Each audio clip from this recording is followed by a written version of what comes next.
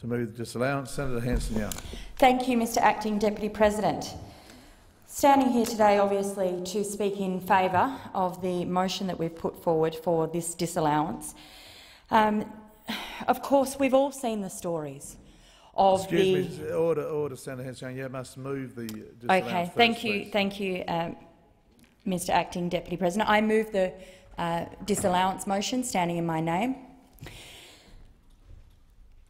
There are stories and stories of how water is being stolen from the environment by greedy corporate irrigators. We know this because we've seen these reports from Four Corners to various numerous articles in the Fairfax newspapers. We've seen the stories written in local newspapers. We've heard the stories from small family-owned farmers. We've heard them from members in the community who live throughout the Murray-Darling Basin.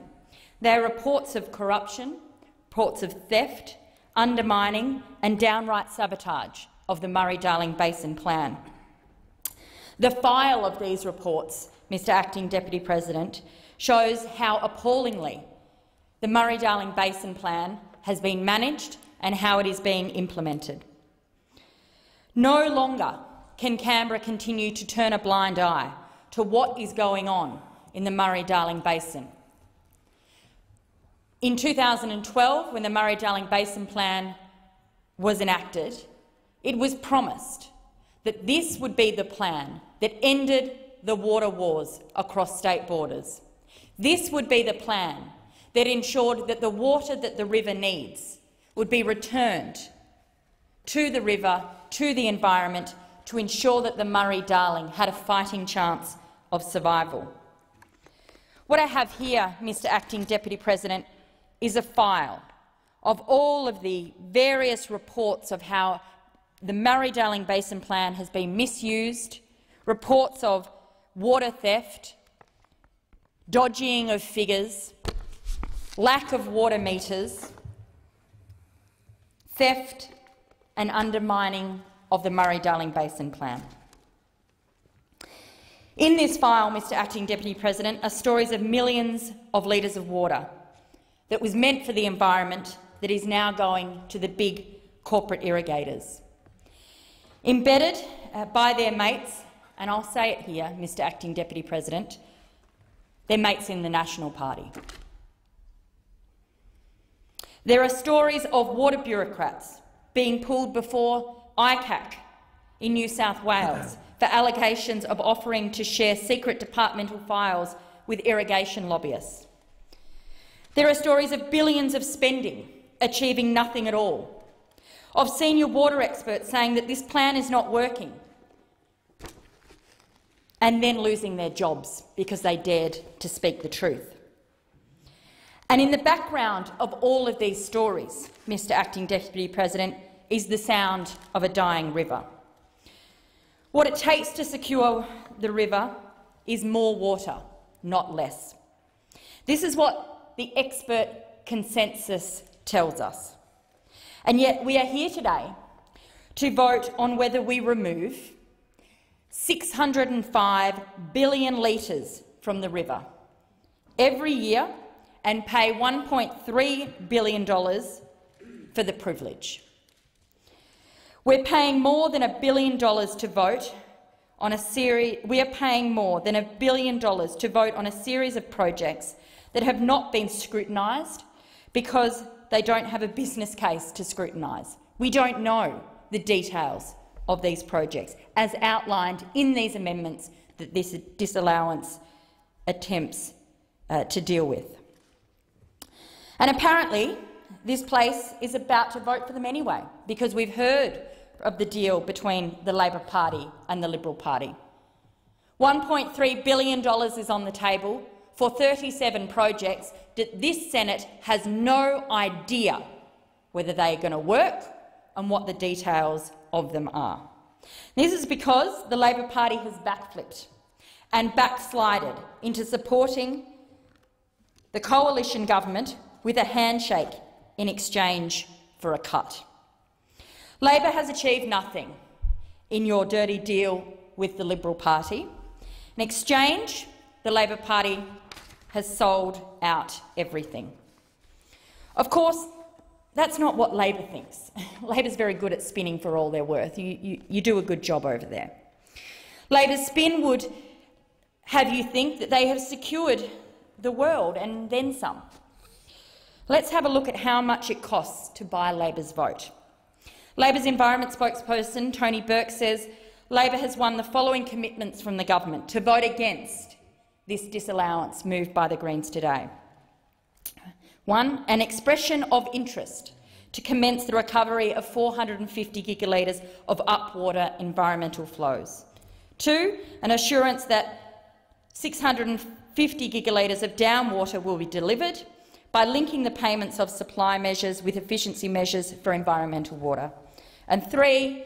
A, quote, package of measures Labor says represents a, quote, serious response to the allegations of water theft in the Northern Basin, including daily extraction limits and embargoes on irrigators pumping during environmental water releases, as well as no meter, no pump rules and a Northern Basin Commissioner. Well, that all sounds very impressive, Mr Acting Deputy President, until you start to take a closer look. So let's just pull apart this dirty deal just for a second. Let's take the 450 gigalitres. Let's start with the commitment to recover that in efficiency measures. The Labor Party says it has managed to extract a commitment from the government that is literally identical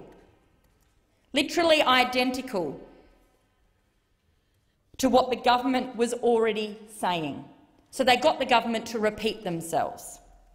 In his first week on the job, Minister David Littleproud told reporters he would support the Basin's plan's recommendations in full, including the recovery of an extra 450 gigalitres of productive water to supply environmental assets. And of course he would say that, because that's what he had already agreed to do. The Basin Plan Intergovernmental Agreement, section 4.6, says, quote, the Commonwealth has committed a further $1.58 billion to recover 450 gigalitres of environmental water with neutral or beneficial social economic impacts. It said that in 2013, when Labor was in government. It said it in 2017, when the Coalition was in government. So Labor's then Water Minister in South Australia, Ian Hunter, belled the cat the same way, saying 450 gigalitres is not an optional part of the plan. It was agreed to in 2012, and we have to deliver it. So I don't know what Labor thinks they've secured, but a reiteration of what they have already said. So Labor's backflip has achieved an agreement from the government to keep saying what it's always been saying. Labor has achieved a commitment to recover what Labor already committed to recover, and what the Coalition already committed to recover. Labor says this means 450 gigalitre recovery target is, quote, back on the table. Presumably it was on the table when it was explicitly detailed in the Water Act. Presumably it was on the table when it was explicitly detailed in the Basin Plan itself, in 3 separate sections. Presumably it was on the table when the Water Minister himself said, we've made a decision to support the plan and that's part of the plan. When you go into a negotiation and your big ask is to get the other party to not change a thing, hard to lose that negotiation.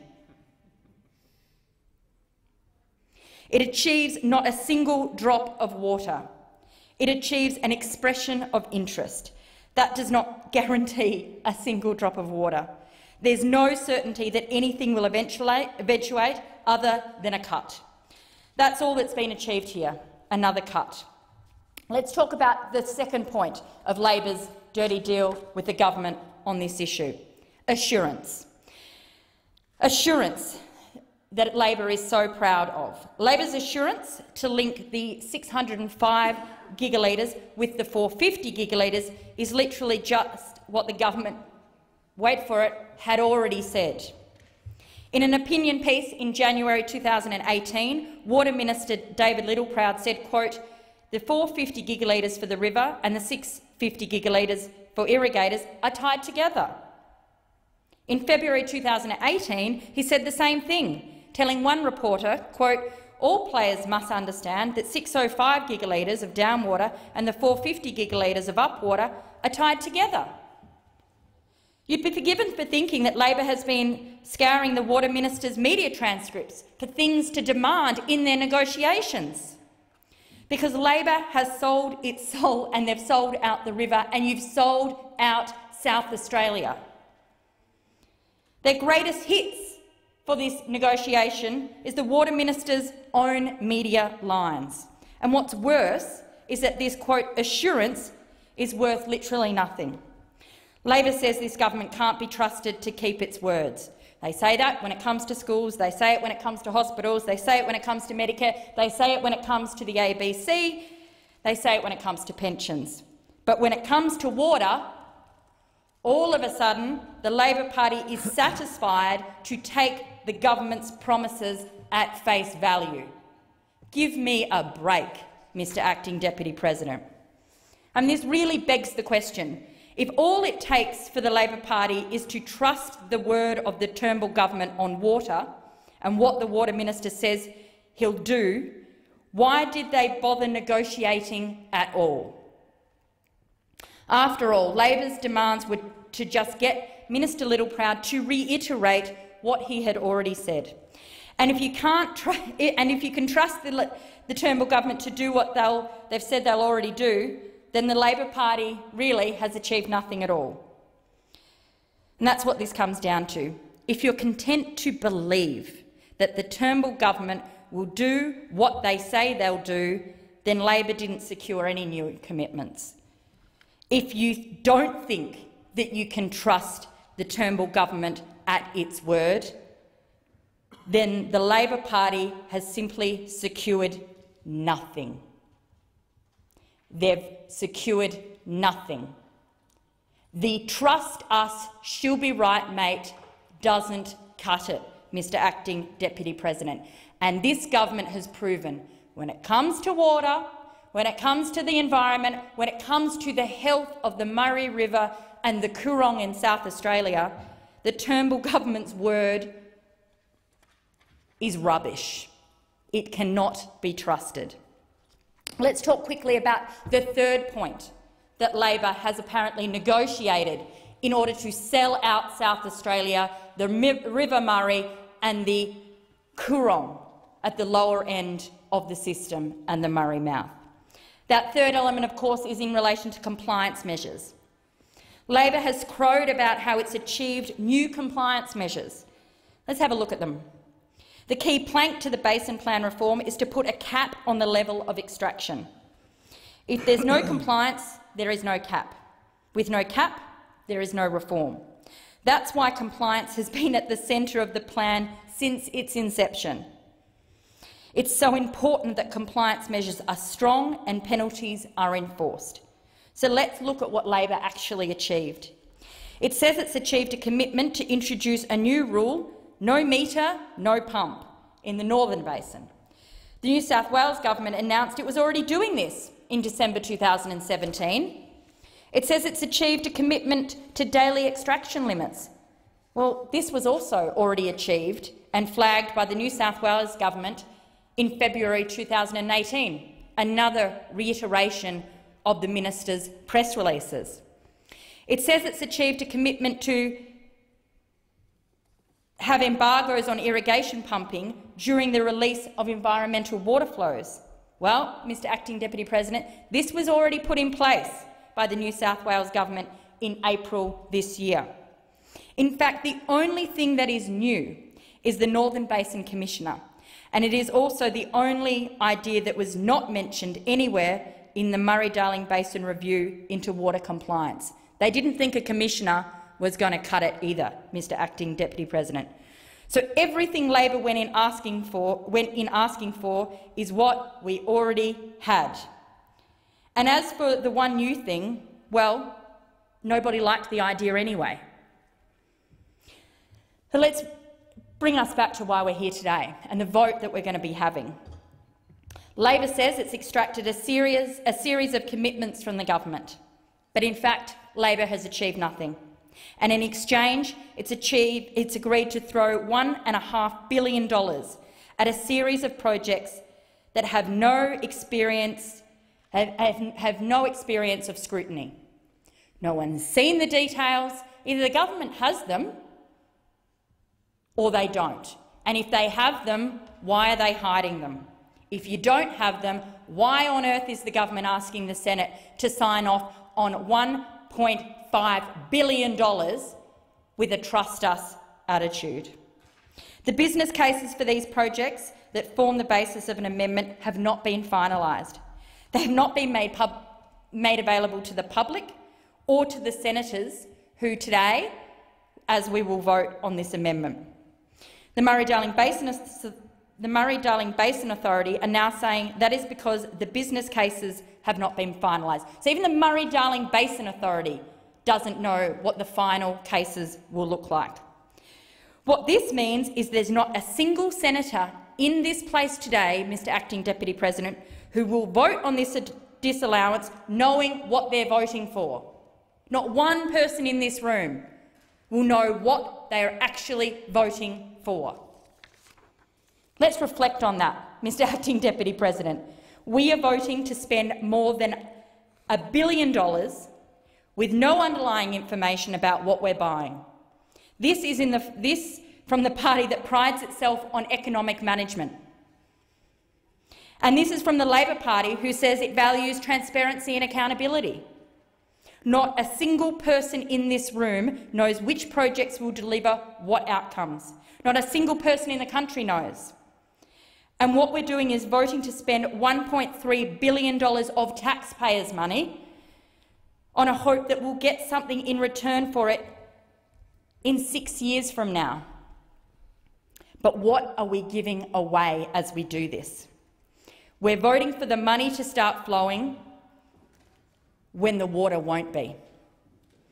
What we're doing in the context of rampant allegations of water theft, of corruption, of mismanagement of the Murray-Darling Basin Plan, of rorts, of rip-offs, of a royal commission, of an ICAC investigations, of fraud charges being laid in Queensland, is handing $1.3 billion off while cutting 605 billion litres from the river and the environment.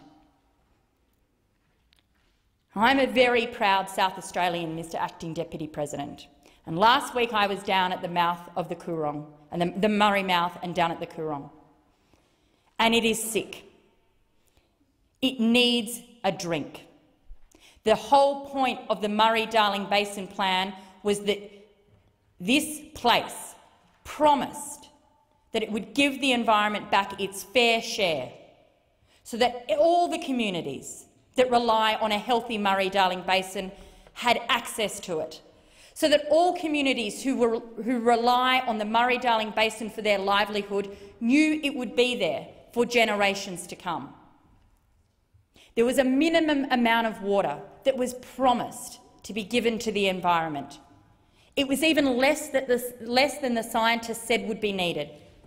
The bare minimum to give it any type of fighting chance. And here today, this government, lining up with the Labor Party, are going to vote to cut the environmental flows from the river again. It can't afford another cut, Mr Acting Deputy President. The Murray mouth is being dredged, the Coorong is sick, and rivers die from the mouth up. And if we don't give this river system the drink it desperately needs, it's not going to be here for future generations. Mr Acting Deputy President, I implore the senators in this room today, don't vote for something you haven't even seen the detail of. Don't saddle the taxpayer with funding projects that have no business case. And don't sell out future generations, because the truth is, Mr Acting Deputy President, there are no jobs on a dead river. Thank you.